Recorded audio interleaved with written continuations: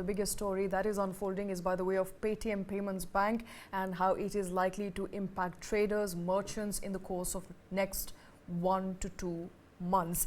Kartik Malhotra here with me in the studio. Kartik, hi, good morning. Morning, Shweta. Paytm story refuses to die down. The latest that we are hearing are there are about 40 million merchants that have to be moved away from the Paytm Payments Merchant Bank to other banks that Paytm will be facilitating. But all in all, there's a lot of chaos, mayhem.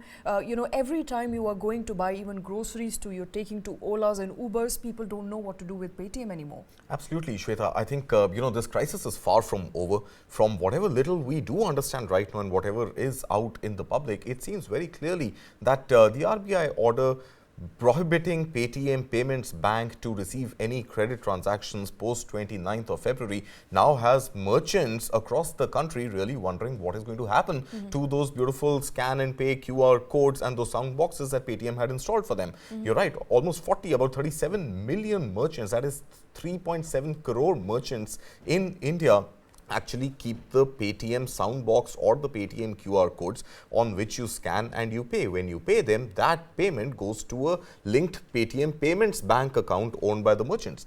So this problem now is what happens to those merchants after the 29th of February. Now CAIT has written to all merchants, that is the Confederation of All India Traders, asking merchants to open other bank accounts which would be competing with Paytm Payments Bank and accept payments there. Now the task at hand for Paytm is fairly large. You've got to go, if you want to retain those merchants and if you want to retain those relationships with the merchants, you've got to go across the length and breadth of the country, rip off those old QR codes, paste them with new QR codes which will be linked to another bank account of the merchants. Not the Paytm Payments Not the Paytm Payments. So Paytm will have to, in order to retain these merchants and their relationships, go and print QR codes for their sound boxes and their QR codes to be active, but a money transaction that they will never receive in their own accounts. So they'll have to put in that extra hard work and put in those extra man hours and put in that extra technology to actually enable merchants to use the Paytm sound boxes and the QR codes to actually get money credited into competing bank accounts and not their own. So the problem is huge for Paytm. Absolutely. At one end, it is a logistics problem. At the other end, it is pretty much the death of the cash cow, which the whole company had fostered and nurtured for so long.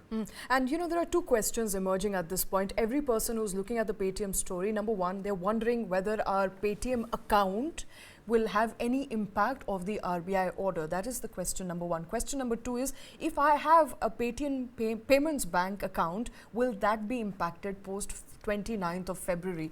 What exactly is the order to break it down for our audience right now? What does it really mean for an average person like you or me who uses Paytm on a daily basis? Shweta, interestingly, a lot of users I have spoken to, and many of them being friends and family, regular users, not journalists, not people in the finance sector, but regular users of Paytm services, till the time the RBI order did not come in, they did not even actually know that they actually had a Paytm Payments Bank account.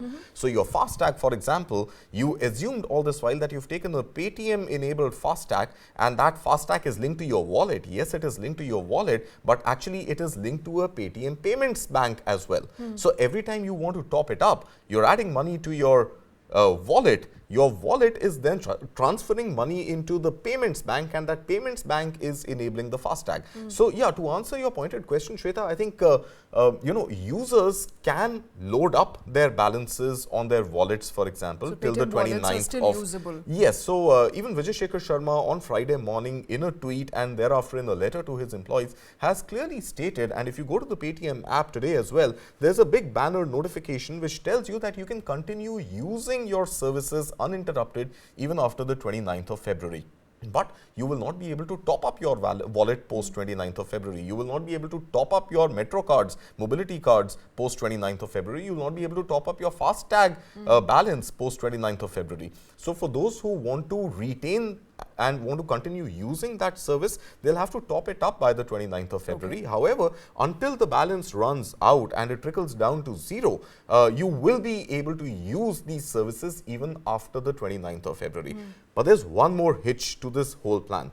Now, there are people who, for example, use Paytm as a service to pay for their electricity recharges. There are people who use Paytm to top up their mobile phone balances or pay their postpaid, mobile bills, or those who receive rental income in Paytm wallets, right? What happens to them after the 29th of February? And that is critical. So, Paytm, to our understanding right now, will work as a pure play UPI interface after the 29th of February, which means you can use the UPI which is linked to perhaps some other bank account to continue receiving or making transactions, which are relevant to society living, which are relevant to facility payments, electricity recharges, rental payments, etc. But beyond a pure play UPI service which does not make any money for Paytm, how is Paytm actually going to survive post 29th of February is a large question looming over Vijay Shekhar Sharma, over users of Paytm, both merchants as well as users like you and me. Absolutely, and this has led to a lot of panic and chaos in the market as it is unfolding for the past 1 week. So one thing is clear, if you are a Paytm user, you can continue using Paytm beyond 29th of February. But if there is any transaction that is linked to the payments bank, that may not go through. That will not go through after the 29th of February. So that is clear. But as far as RBI's aggressive action is concerned, a lot of details unfolding as to what led to RBI actually, cracking a whip on Paytm Payments Bank. One of the narratives that is emerging right now is that over 1,000 accounts were linked to single PAN card, which was the starting or the tipping point of an inquiry. KYC compliance definitely seems to be the foremost in all these issues. Absolutely, and that led to a whole lot of inquiry, and a lot of other details also emerged from Vijay Shekhar Sharma's closet. So definitely KYC compliance or non-compliance, persistent non-compliance is the language used in the RBI order. There has been persistent non-compliance.